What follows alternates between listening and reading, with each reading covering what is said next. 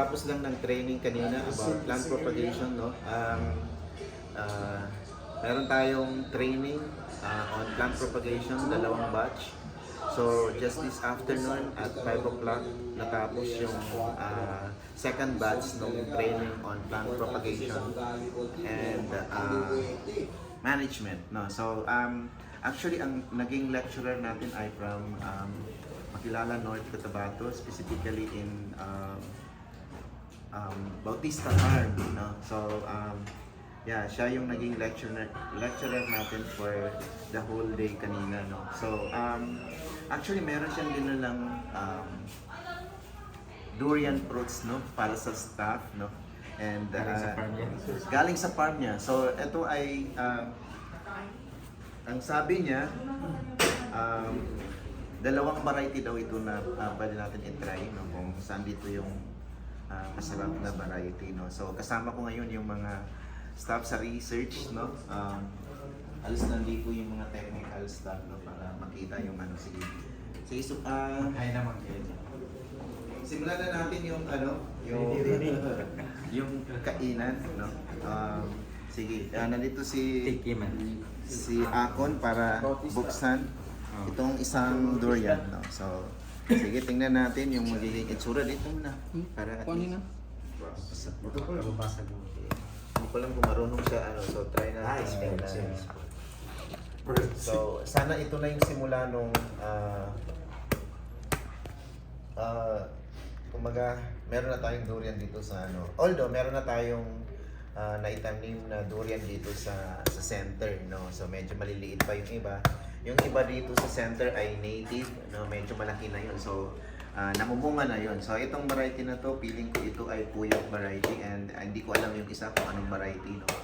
So yung isa dito ay parang sobrang hinog na, pero titingnan natin kung masarap pa rin ba itong variety na to, na medyo na open, na partially open, pero alam mo naman si Tahir kanina talagang atat, no. Tingnan mo.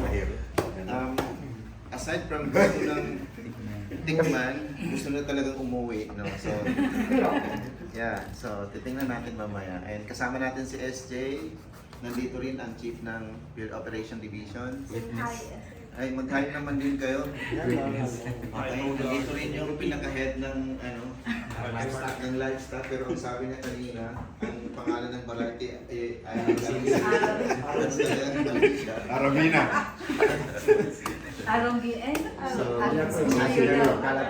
So, tingnan natin. Hintayin mo natin kung ma-open yung isa, kung anong variety ito, no. So, yung ginagawa namin na vlogging ngayon ay para lang ma-enjoy natin yung pagkain ng durian. Okay, so buksan natin ito yung ano. Ito yun. Then, tingnan muna natin yung isang variety kung Yan Mosangki. Wala Mosangki. Kosang. Hindi nga Mosangki. Kasi sabi nila maliit daw yung buto. so ito yung ano. Sir Baharan, manipis na? Manipis. Tikman natin. At So saka, tikman nyo na lang halos walang kung ano. natural. So ito yung ano, dalawang klaseng variety daw. Pero piling ko ito ay isang puyat variety and baka karansil yung isa. So hindi ako sure dun sa variety. Pero kung titingnan natin yung variety na to, in terms of yung color, no, mas yellow ito, no. So Yan yung ito yung puyat, no. Puyat variety. Yellow po yan. So, yellowish. Kumbaga, ito naman ay parang anong siya, hindi ko alam kung anong klaseng kulay ito. Ton, anong kulay ito? Sa tingin nyo? Parang egg, no? Yung egg yolk na. Egg yolk color. Egg yolk. No? So, parang ganun yung variety. So, medyo malapit dun sa orange, no? So, sino gustong tumikim? tayo. Na. Yan.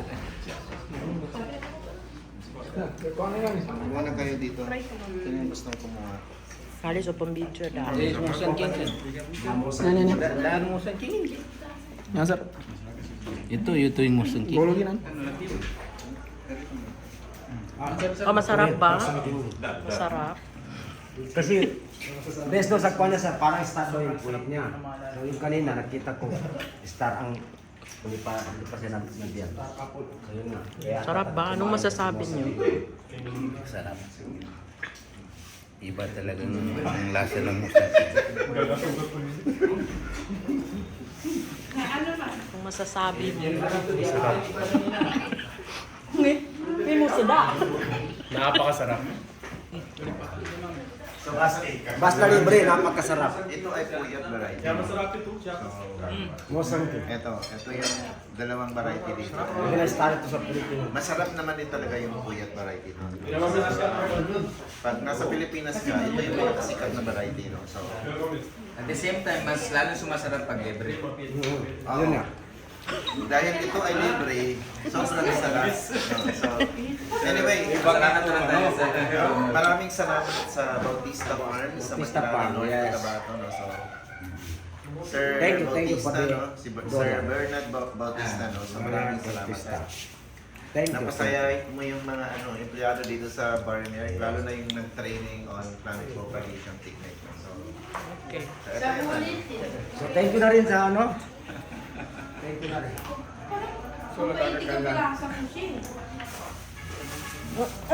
Nyomba sir. Nyomba.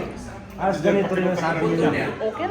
Manipis. Hindi, manipis ito pa Buti nga. yung musang king. At least natikman ko yung musang king. So yun yung kasi Ama din na naman. nung sinabi niya kanina, sabi niya itong variety na to ay isang Mosang King. Then isang Dati dyan doon ako. Huwag ako. palatandaan, Hindi. isa sa palatandaan daw, no, best dun sa nalaman natin sa Malaysia, no, na ang Mosang King ay flat shape yung seeds. Na, nakita natin dito na flat. I-focus natin, flat shape yung seeds na kinain natin dito. So, actually subject for verification pa rin ito, no. So, but anyway, masarap talaga siya. Itong sabi natin na yellow masyado. So, kung ito man ay Mosang King, talagang masarap siya. And yung seeds niya ay halos flat lahat, no? Except for sa nakain ko na medyo pa rin, buo siya. And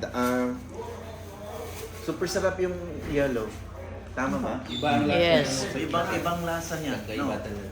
Oh, kakaiba yung lasa niya. So pero malapit naman din talaga dun sa puyat variety. So in terms of lasa, in terms of yung itsura nung flesh ay halos the same dun sa Mosang King, except for dun sa shape ng fruits ng seeds na siya flat, no, flat shape. Compare dito, tingnan mo dito yung some other varieties na tingnan mo, talagang buo siya.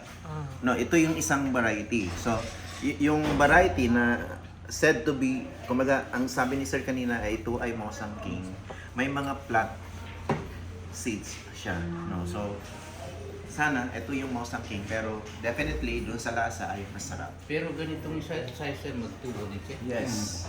Kahit na medyo flat siya. Yes. So, Totoo pa paano rin yan yung siya. pwede tanin doon? Madanita. So, ito. So, ito yung namin, vlog namin for this day. It's about durian, and kasama natin ang chief ng Field Operation Division ng Regional Office.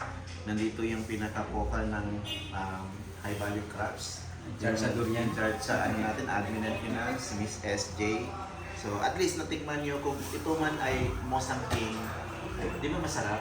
Masarap. Sarap. Masarap siya. Okay, so yun lang siguro. Maraming salamat sir sa durian na to. Actually, marami siyang dinala kanina. No? Hindi lang itong dalawa na to. I think more than 10 durian fruits yung dinala dito.